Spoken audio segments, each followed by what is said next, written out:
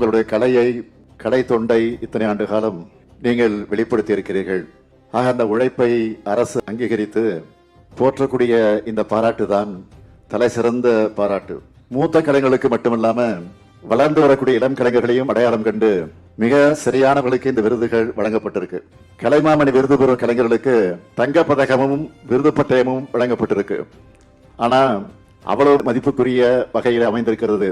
தங்கத்தை விட கலைமாமணின்னு புகழ் சேர்க்கும் பட்டத்துக்கு தான் மதிப்பு அதிகம். ஏன்னா இது தமிழ்நாடு தர்ற பட்டம்.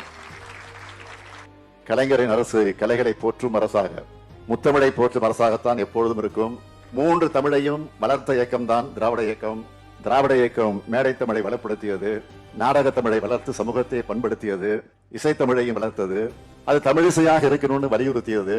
திராவிட இயக்கத்தின் வளர்ச்சியோட இந்த கலைகளும் வளர்ந்துச்சுன்னு சொல்லப்படுவதுதான் அது வரலாறு. கருத்து, கொள்கை, பாணி, பரப்புரை ஆகிய அனைத்தையும் நாடக கலையில நுழைத்தது நம்முடைய திராவிட இயக்கம் தான்.